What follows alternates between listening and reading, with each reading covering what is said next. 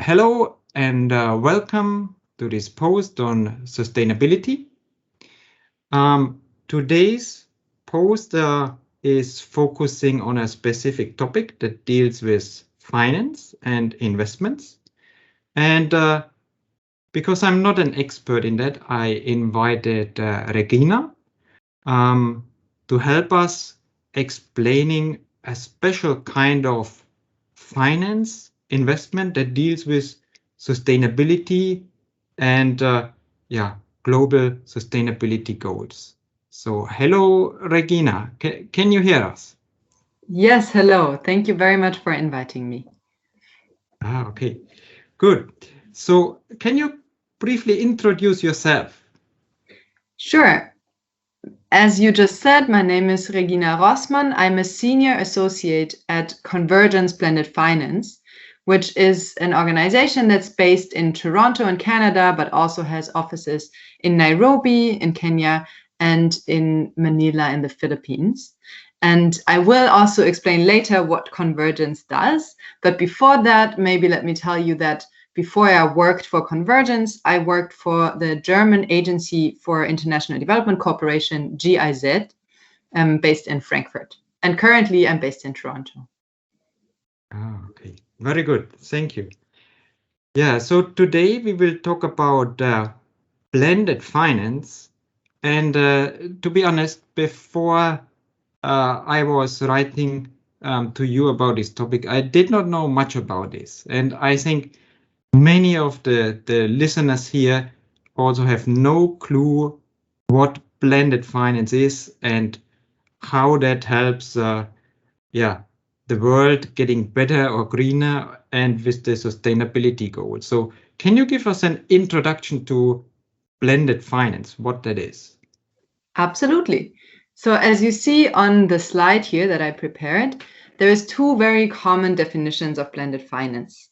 We will start with, if you skip to the next slide, let's start with blended finance. So we will start with the definition by the OECD. So if you click once more, we can see that definition. So the OECD defines blended finance as the strategic use of development finance for the mobilization of additional finance towards sustainable development in developing countries.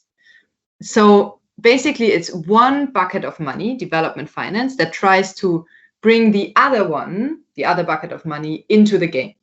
And so in the first bucket, you can put money from development banks, such as the World Bank or the Asian Development Bank. And then also official development assistance, which is basically the money that governments spend on development. So the German government, the Swiss government, the Swedish government, whoever, they put in money as well. And so this type of money is trying to leverage private investment that would otherwise not flow towards the development goals. And this money comes from insurance companies and pension funds and private equity firms and commercial banks and so on. Now, Convergence, the organization I work for, has a slightly different definition of blended finance, but in the end, it's very similar to the OECD one. But just to be complete, I'm also going to give that one to you, and the right side diagram explains it.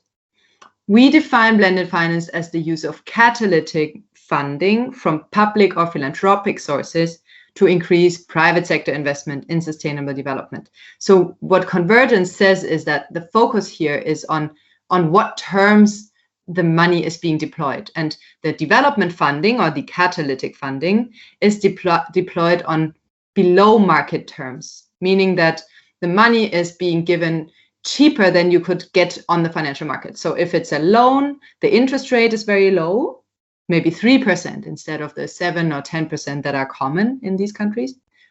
And if it's a grant, then the donor doesn't even want the money back, right? So you don't have to pay it back. And so this development funding, again, tries to mobilize private capital. And that private capital, which you see on the top here in the diagram, is deployed on market terms. So what you can get on the financial market. And so these two types of capital come together in a blended structure. That's the definition. Okay, so it's a mixture or combination of two sources of finance to give Exactly. market returns to private investors. Yes, exactly. Oh, And so the ultimate goal always has to be sustainable development. And this is what it's all about, right? This is also what your user group is all about, because yeah. currently not enough private capital flows into sustainable development. Because a lot of times the private capital, the private investors, mostly they look at financial returns, right? They are not so much concerned with social and environmental outcomes. And so the idea of blended finance is to really attract the private money that currently does not flow towards sustainability goals and bring that money into the game, into sustainability. Okay, that's smart. I see. Okay. Okay. Should we move to the next slide? I think you sent or prepared something that Yes, for also sure. explains this concept. Yeah. Exactly. Yeah. So let's just for a moment focus on the private investor in this game. So the upper bubble, the private capital. If you look at this diagram to the right, you see on what grounds this investor makes their investment decision. And so usually there is two considerations. One is risk and one is financial return. So risk is plotted here to the right side on the x-axis and return is plotted on the y-axis. And generally, the investor tries to adjust his investment according to the risk appetite that he has. So, for example, if it's an investor that wants to make a lot of money, he will maybe take a higher risk, but then also expect a higher return. On the other hand, if it's a very conservative, rather low risk investor, then he may not take a lot of risk, but then also he may not want to see a very high return. He would want to play it very safe and maybe expect a lower return as a result. And so if you look at the blue line here, the market line, this one shows all the investment opportunities that investors would be comfortable with. And of course, anything above this line would also be comfortable, right? So the blue line is basically the minimum risk return. And unfortunately, most of the opportunities in developing countries lie under this line at point A. So the projects that these investors are looking in countries such as Uganda and the Philippines and Sri Lanka, in and of themselves, these projects are not ready for the investor. They wouldn't be seen as investable because they lie under this line. They are either too risky or don't promise enough returns. And so what blended finance does is it moves these projects from A to either B or C, right? So towards that line that make those projects investable from the investor's perspective.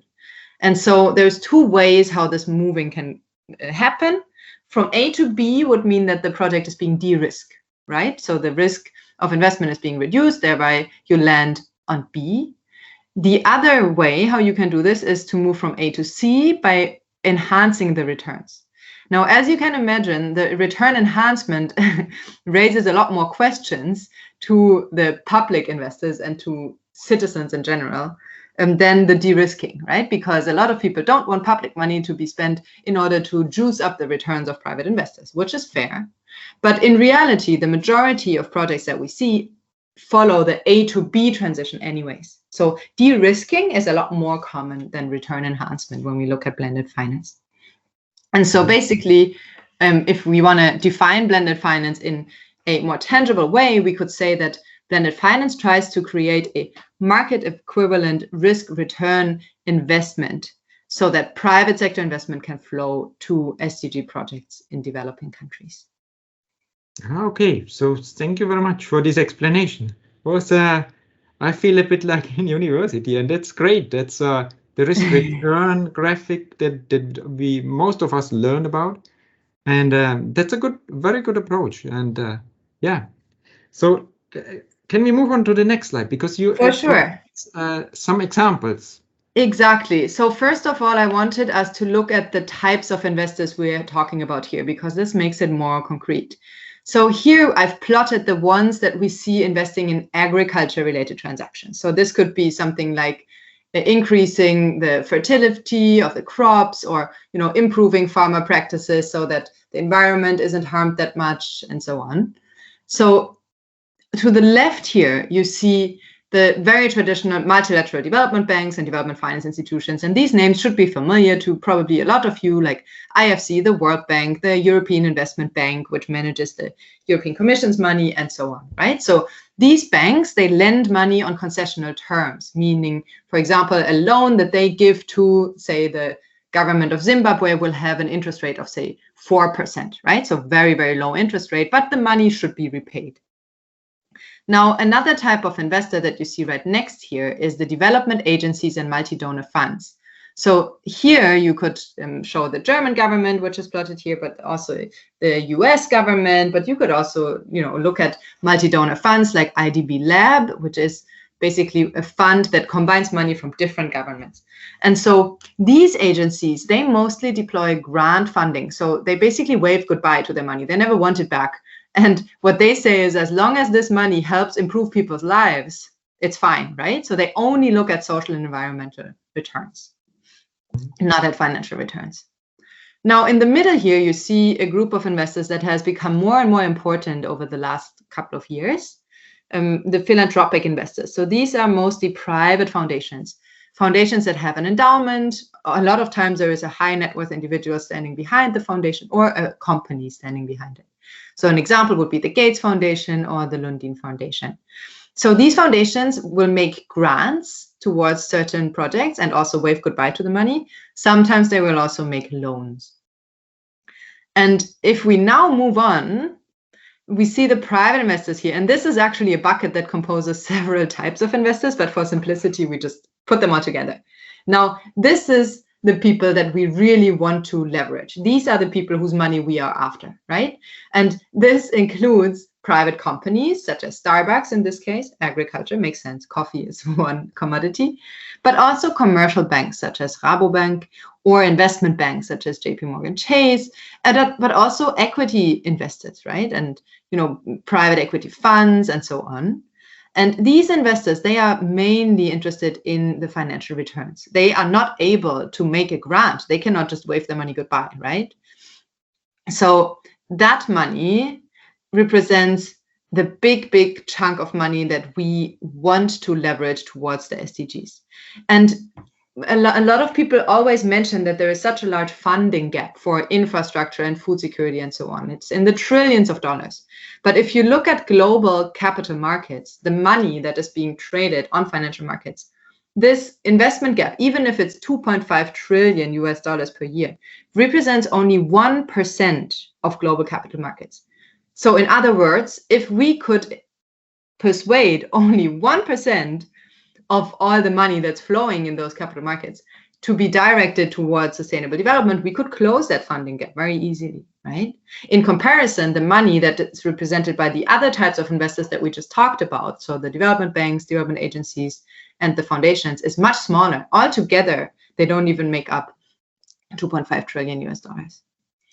And so lastly, now, the impact investors are most recently more and more important type of investors, because there's more and more of them nowadays. And these impact investors are after both financial returns and social and environmental returns. And so an example would be Kennyard, which is a family office. And so they make an investment. They may say, okay, we are going to give you a lower interest rate on the loan, but we really want to see that you are improving the lives of the women in this particular farming area, right? So they look for both the financial and the social and environmental returns. Yeah. Okay.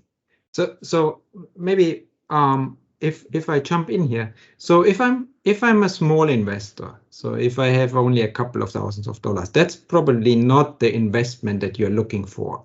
So for me as a private investor, would it then be a good idea to put my money into JP Morgan or Rabobank? Would that be something where you say, okay, this is how I, as a small investor, can make a contribution? So there is several ways how individuals can participate. Sometimes these private investors, such as Rabobank, will come up with structures that allow for participation from individuals. So maybe, for example, they will put out a bond, or they will create a fund where individuals can acquire stakes, right? Okay. But also, if you have your bank account with a bank that is committed to sustainable investing, then you also make it different, because in the end, Rabobank has customers, right?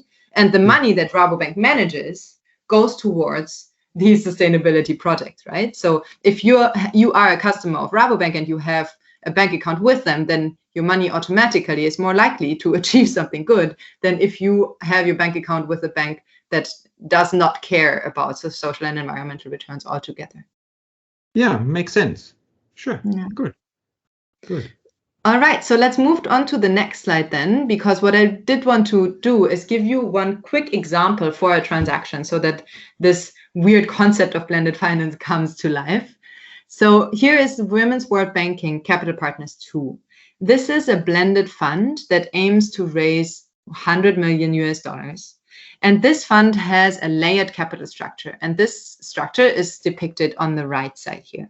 So if we look at this figure, you will see that there is 3 tranches of money in this fund.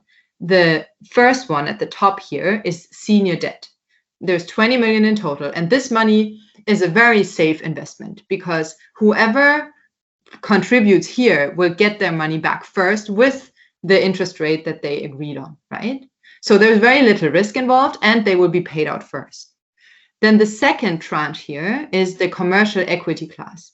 These are the Class A shares. So if you have, as an investor, purchase a Class A share, you will receive the returns first. So it's still a rather risky investment compared to the debt, because after all, you own some of the fund, right? It's not like you just lend money and then they pay it back. You actually take a stake, but you are preferred when it comes to getting the returns.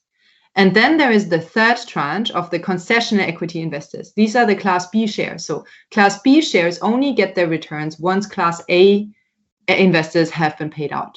So that means it's a little bit more risky investment, but it also is more catalytic in nature. So you will see some of the catalytic investors invest. And so besides these 3 tranches of investments or money, there is also a technical assistance facility, which you see to the left here. And this little bucket is actually grant funded. So these 5 to 10 million are being contributed to the fund, but nobody there wants their money back at all. And that's why these 5 to 10 million are being used for things that don't provide a return to begin with. So technical assistance could be, for example, to train a financial institution on how to hand out loans to women who don't possess a land title, for example. And that training itself doesn't generate a return, right? So you need money for that. And this money cannot come from a commercial investor, because he would say, well, I want it back at some point. And so that's why the technical assistance facility stands on the side and is grant funded. Now, what does this fund do? The fund tries to increase women's access to financial services. How does the fund do this? It invests in microfinance institutions, banks, insurance companies, and digital financial service providers that in turn help women. And so I've picked one example here for you. It's Sitara, an Indian affordable housing company that provides mortgage finance to women in the informal sector. And this company, besides providing the mortgage, also helps these women to receive property titles. And by doing that, it actually solves one of the major challenges that women face in many countries. It is that they don't possess the title to the land that they own. A lot of times the title is either in the husband's name, or there is no property title to begin with. And for a traditional bank, this is a big problem, because a bank wants security. And if you can't provide the land title, you're not going to get any money from them, right? And so this company, Sitara, tries to overcome that challenge and thereby improves the lives of the women, because when they get access to finance, they can also get access to a lot of other things like employment. They can improve their lives the way they want to. Oh, wow. Wow, that's really, really interesting. And I think a good way to use money for something good, I would say. But now let me ask you, if let's imagine I'm working for one of the companies that we saw before, maybe the Bill and Melinda Gates Foundation. So if I give you some money, how do I know for what the money was used and what kind of return I made? Do you create reports, or how do you inform the investors about the outcome? That's a great question. So for these funds, a lot of times the standard practice is that they produce impact reports regularly. So maybe once a year or once the term is over. So let's say, for example, after 3 years, they will have to report on the numbers that they promised to begin with. And especially when you have a development actor as part of it. So let's say the German government is involved or the Gates Foundation is involved. What they will want to do is, before they hand out the money, they will want to create an impact measurement framework where there is target numbers. So for example, they will say, we want this fund to reach at least 1 million women over the 5 years that the fund is operational, right? And so the fund will then start tracking how many women it has reached via the digital service providers, via the banks, and so on, right from day one, so that by the time they have to report, they are actually able to provide numbers. And so for the commercial investor, this is actually a big benefit because, as you know, the commercial investor would normally not look for impact targets, right? The commercial investor just wants their money back. But by participating in a transaction alongside a development actor, they actually also benefit from the impact report, because the impact report just sums up what the entire money did, right? Not just the technical assistance facility. And so the impact reporting is one thing that the development actors bring to this transaction, but that the commercial investors also benefit from. Okay, I see. Yeah. Okay, so thank you very much, Regina, for all of this explanation. I think that brings us to the end of the questions that I had and this introduction to blended finance. So if somebody has questions, I shared here your LinkedIn profile. Is this a good connection if somebody wants to reach out and has some additional questions or want to get into contact with you? For sure, but maybe let's jump to the next slide very quickly, because you can also look at the website of Convergence. There is a slide that just explains how we do our business and what our services are that we offer. I think it's at the very beginning of this presentation. At the very beginning. So let's jump back a bit. Here we go. Yeah, exactly. So if you go to convergence.finance, you can learn a lot more about blended finance. And of course, you can text me on LinkedIn or you can reach out to some of my colleagues there. But basically what we do as an organization is we try to bring together organizations who invest in blended finance, but we also create data and intelligence. So we write case studies, for example. The example transaction I brought is one of the case studies we have published. So if you want to know more, you can just read more about it there. And then we also operate a matchmaking platform where investors can meet projects that are interesting to invest in and that provide sustainable impact. And then lastly, we also have a market acceleration facility where we try to aid those structures that are not yet ready for market and need design funding. But I guess that's probably less relevant for your audience. I think the most important thing that we provide that could be of interest to you is the data and the case studies we put out there. So feel free to contact us or learn more on the website as well. Okay, good. So thank you very much for this introduction to Convergence and what are you doing. I think it's a very valuable job and task that you have for the overall good and sustainability of our planet, I would say. So once again, thank you very much. And then I would like to thank the audience for listening. And as usual, if you have questions, you know where to find more information and how to reach out to us.